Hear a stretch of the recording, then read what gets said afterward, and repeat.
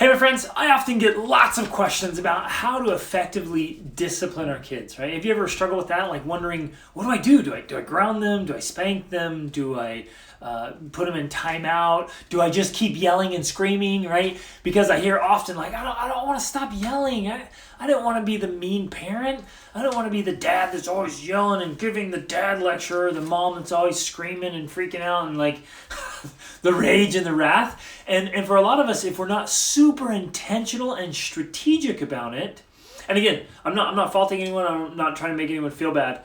Like I really want to connect with you here and help you. Like I get it. Like I did that, and I'm working with families all over the world. Like most of us have never been taught. Like your kid didn't come with a manual.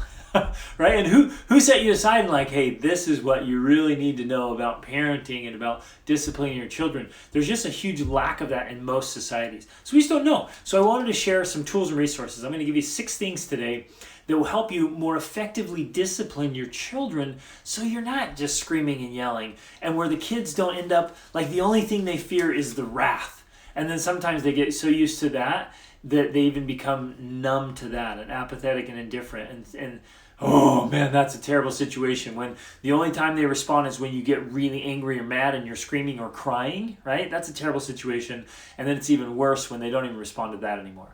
So there are ways. Let me give you hope. And you might be like, yeah, but you don't know my kid. You don't know my son or my daughter. Like this just works with human beings. And it may take some time. Some of these things will work right away, and you'll start seeing some change. Some will take some time where you make some shifts. But I promise this stuff works. It's worked for thousands and thousands and thousands of people. It just works. These are core principles that will make a huge difference. So, and if you're listening to this, and you should be, if you're not married or recently married, you don't have kids yet, like learn this stuff early on. The best time to learn about parenting is even before you're married, to start thinking through it and planning and making shifts here and here about how you're going to parent. So, the number one way to discipline in your house, in your family, and interestingly, in the classroom, in the work situation, on a team, in any situation, any group, the number one best way to have any kind of discipline is to focus on making things go right. Now, let me illustrate with like a classroom, right?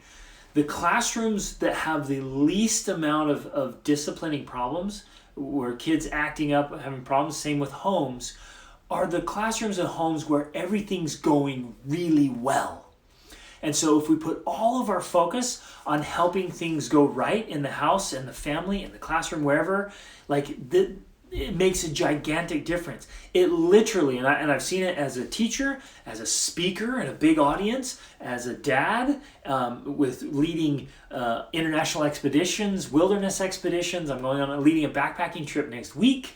We're leading a couples trip to Thailand next year. I lead groups up to the base camp of Mount Everest. We're leading a group a year from now. We're going to hike Kilimanjaro. So in all those situations, right, there's going to be different behavior, different people from all backgrounds and all kinds of issues, and students from all kinds of problems or family problems or whatever, and all different personalities, right? And the best way to manage all of that is to focus on helping things go right. The better things are every day, day in and day out, it literally eliminates so many discipline problems. So strategy number 1, focus on helping things go right. Because if we are actively engaged in something good, there's no time for trouble, right? If your kids, and this works like magic in your family, if my children are actively and excitedly engaged in good things, they don't have time to fight with each other or get into trouble. They're busy doing good things. That's number 1. Number 2 is culture. And I've done lots of videos and trainings on culture, and I'm going to do a couple more. In fact, after this, I'm going to do another one just on culture. Because culture, I love to teach, eats everything else for breakfast. Like your family culture is how you respond automatically. It's the default. It's what comes out when you're tired and hungry or hangry, when you're in an uncomfortable situation, when people are stressed. The culture is what comes out, right? And so we have to be real strategic about building the kind of family culture we want. If we can get the family culture dialed in, it just works. It's the family culture of dynamics, right? How things work together. Now, a lot of people just let that happen, and they're not strategic about it. They never thought about it, like, what do I want my family culture to be like, and what am I going to do to strategically and intentionally and deliberately build that, right? So I want you to think through that. What do you want your family culture to be like, and what do you need to be doing day in and day out to cultivate that culture? Little side note here, it begins with you. All of this begins with you. It begins with you. Even if you're a youth watching this, it begins with you. Like, start with you, okay? So number 1, help things go right. Number 2, culture. Number 3 is identity. Whenever my kids act out, especially when it's ugly and inappropriate, for years and years, Rachel and our number 1 response has been, is that the kind of person you want to be? We literally put it back on them. And if they're mistreating their siblings, if they're talking back to us, if they're just behaving poorly, put it back on them. This isn't shaming. This isn't guilt tripping. This is helping them get clear about their identity and the kind of person you want to be. So we just ask, hey, is that the kind of person you want to be? And I'll wait. And if they don't respond, I'm like, no, seriously. Is that the kind of person you want to be? Do you want to treat people like that? Do you want to act like that? Is that the kind of person you want to be? That question is so incredibly powerful, and it hits home so hard. And they will answer like, no, I don't want to be like that. And we'll say, okay, will you apologize, please? And make some personal commitments to not do that again. And let me give you a heads up. And this is where the mentoring comes in, right? Let me give you a heads up. Your siblings are going to do something again that irritates you. So the next time they do something that irritates you, what are you going to do instead of what you did? Who do you want to be? That's so powerful, okay? Number 3. Number 4, if ever you do then have to step in and actually discipline, please, I beg you, make it relevant. It has to be relevant. It needs to be connected to the crime, so to speak. Like, one of the worst things you can do, and I see kids rebel like crazy because parents will come up with totally unrelated consequences and irrelevant consequences because they're angry, they're upset in the moment. So maybe the consequence doesn't even come out in the moment. If you're hot, if you're feeling frustrated, like, you wait and come up with a natural consequence. Because if you're angry in the moment and they're yelling and you're yelling and you say, fine, you're grounded for the rest of your life. Or you you did something, your sibling, I'm taking away all your friends, right? Make sure it's relevant and related, and don't do too extreme or too small. Like, make sure it fits and that they get why it fits, why they're getting a consequence. Please make it relevant. That's number 4. Number 5, you have to stay calm. And I know this takes some work, right? But you can choose. You can actually choose right now. You have that power. I used to have a raging temper. Oh man, I would get so angry, and people made me mad, right? I lost my temper. But then I realized, wait a minute, no, I'm in charge. I'm in charge of how I feel. And so I switched. And I realized I'm not perfect at this, but I'm light years better than where I was. You can still be calm. I can actually correct my children and discipline them even when something's out of control, and I can do it totally calmly, right?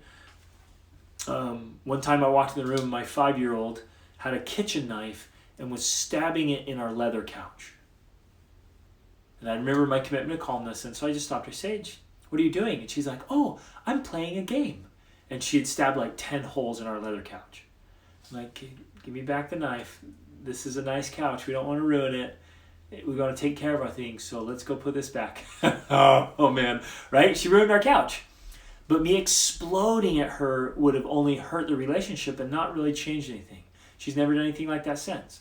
Recently I was on a trip with my son, and he was skipping rocks, and he skipped rocks right into a crowd of people and cars, and he shattered the windshield, which I had to pay for. I didn't yell. I didn't do anything. He knew right away that he made a poor decision. And literally a couple minutes later, after I'd paid for the windshield, all I did was I went and put my arm around him and said, hey, I'm not mad at you. You learned your lesson, didn't you? He's like, oh yeah.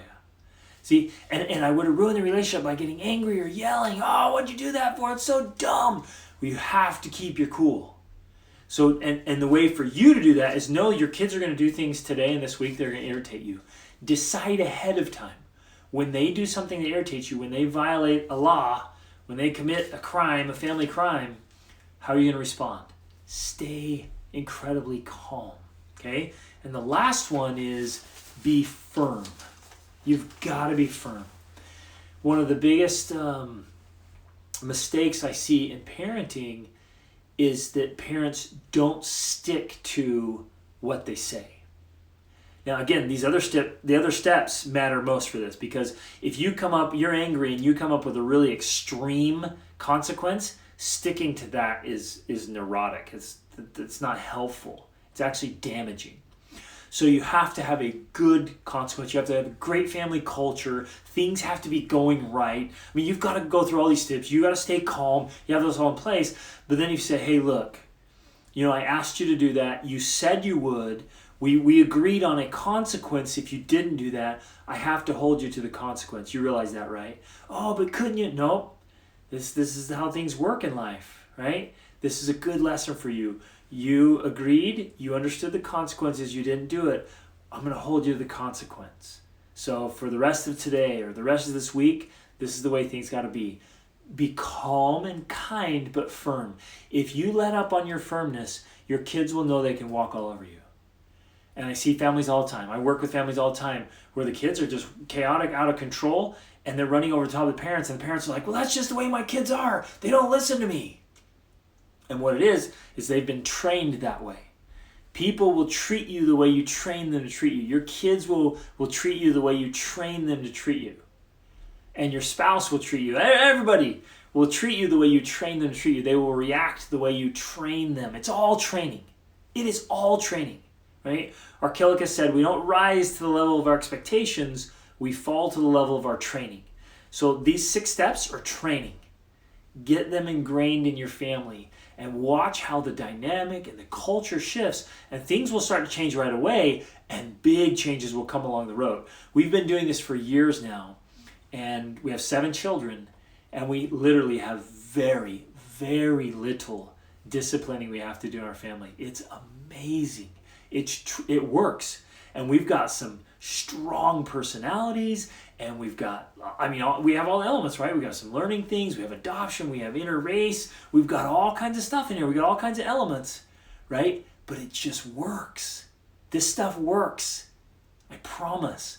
And there's very little fighting in our family, there's very little disciplining. They are all they're operating with a lot of autonomy and independence. And they know what kind of people they want to be, and they're making good decisions, and we're guiding and mentoring that, helping things go right. This stuff works. So take those 6 things, implement them right away. If you want some help, shoot me a message. Go to gregdating.com. You can sign up there for a mentoring or coaching session. We can dive in about parenting here. Or you can check out the parenting course where I go through how to mentor your kids. Not just parent them, but literally strategically and powerfully mentor them as you're preparing them to become adults. So love you guys. Awesome's always an option, especially in your home where you're raising your kids. Do this stuff. It'll make a difference. Reach upward.